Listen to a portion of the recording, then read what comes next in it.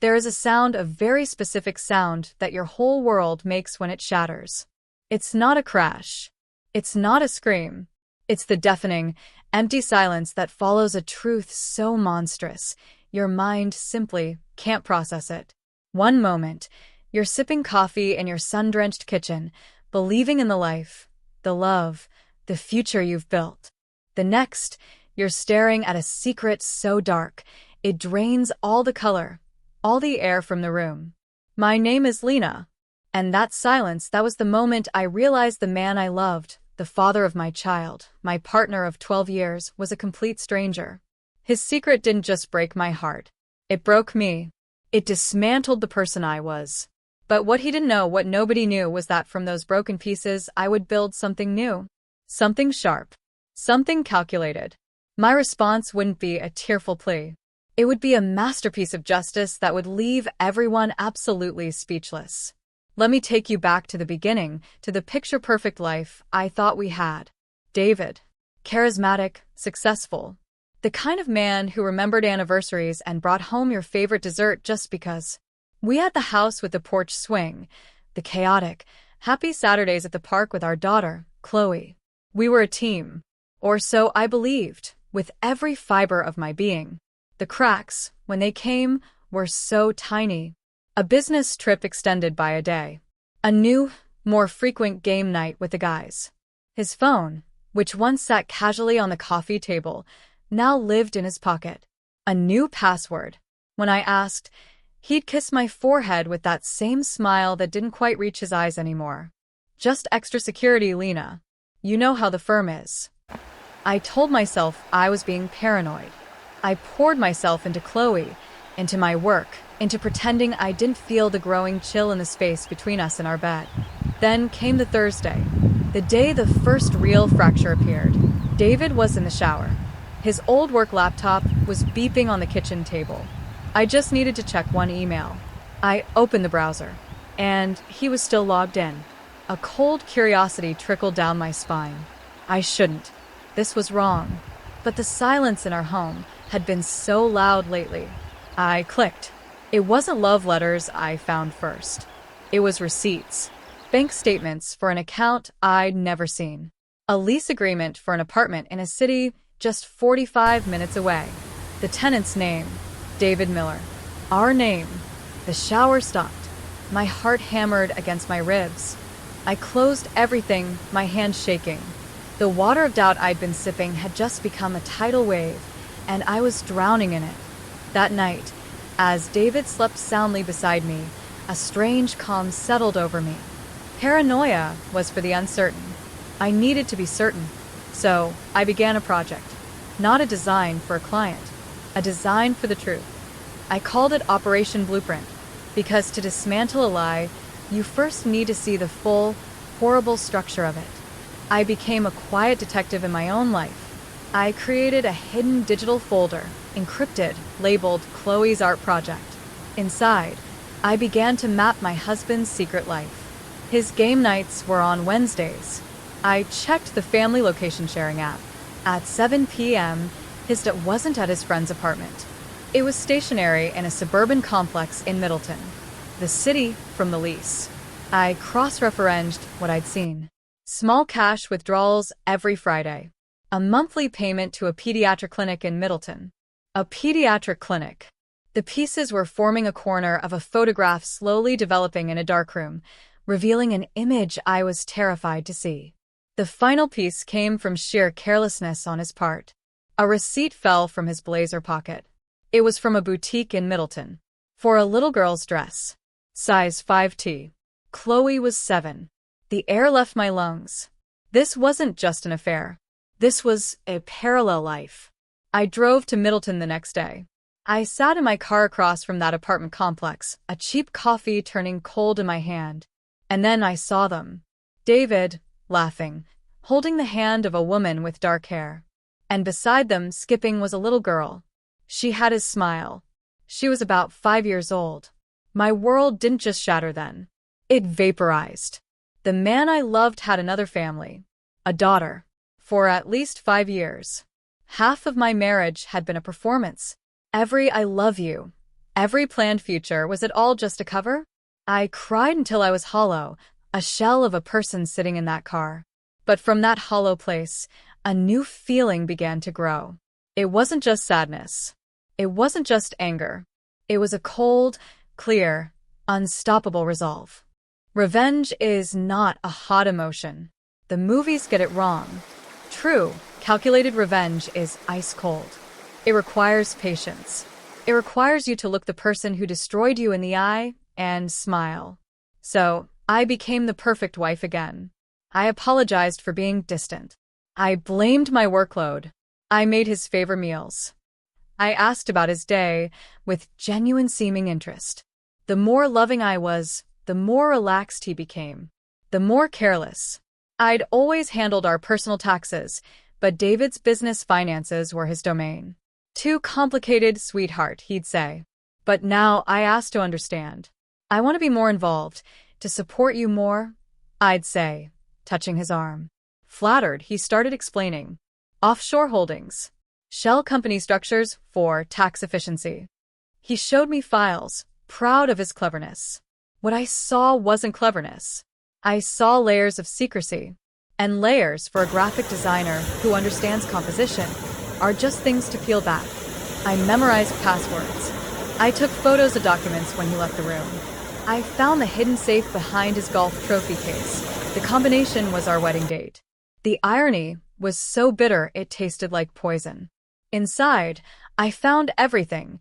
The deed to the Middleton apartment, birth certificates for his other daughter, her name was Sophia, and her mother, Elena.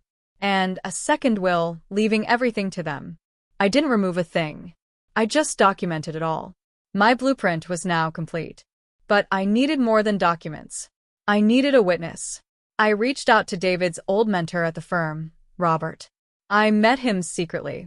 When I showed him just a fraction of what David was doing, the siphoning of company funds into his personal schemes, Robert's face went pale. He wasn't just betraying me, he was risking the entire company. Robert's loyalty to the firm outweighed his loyalty to David. He was in. The trap was set. All I needed was the right moment to spring it. That moment came on a day that was supposed to be a celebration. Our 12th anniversary. David had planned a big party in our backyard to show everyone the perfect couple. Little did he know I had planned a very different kind of unveiling. 12 years. That's what the banner said. Celebrating 12 years of love. The hypocrisy of it hung in the air, thicker than the scent of gardenias. Our backyard was full of everyone, friends, his colleagues, his boss, neighbors. David was in his element, the gracious host, his arm around my waist.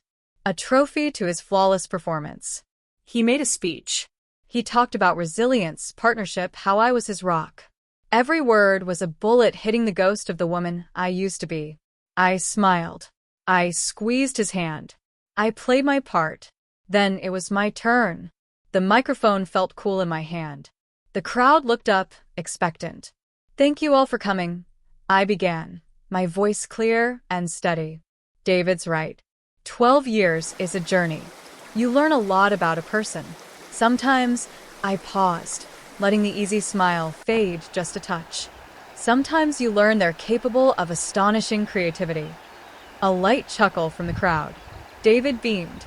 For instance, I continued, it takes real creativity to manage two separate families on one salary.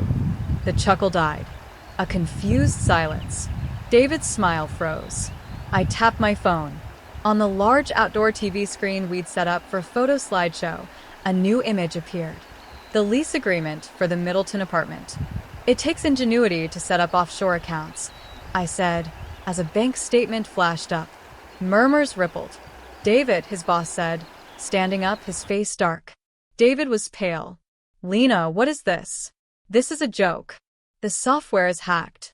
He moved toward me, but I held up my hand. The most creative part, I said, my eyes locking with his, is convincing two women they're your only one. Say hello to Elena, and to my daughter's half-sister, Sophia. Their photos filled the screen. The gasps were audible. Chaos erupted. David's face crumpled into horror.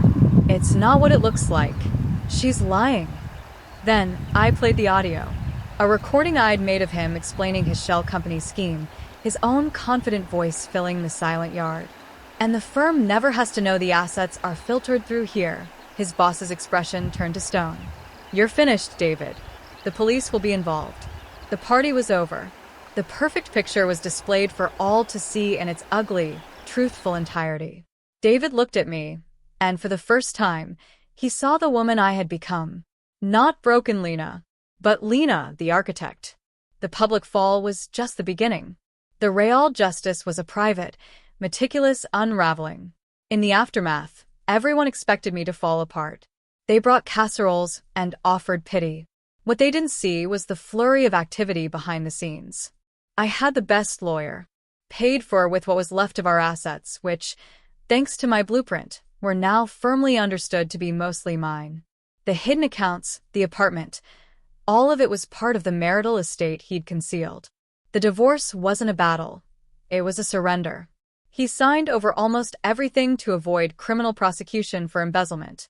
His choice was simple: poverty or prison. He lost his job, his reputation, and most of his money. Elena, realizing the well had run dry, left him too, taking Sophia. The two families he tried to maintain collapsed into one truth: he was alone. I sold the house with the porch swing. It was just a set for a play that had ended. Chloe and I moved into a bright, modern apartment. I told her an age-appropriate truth, that Daddy had told very big lies, and that made it impossible for us to be a family anymore. I focused on her stability, her joy. She was my anchor. And I rebuilt.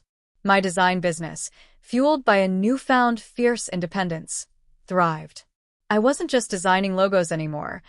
I was designing a life entirely on my own terms. One day, David called. His voice was a shadow. He was desperate. He asked, not for forgiveness, but for a loan. Just to get on my feet, Lena. For old time's sake.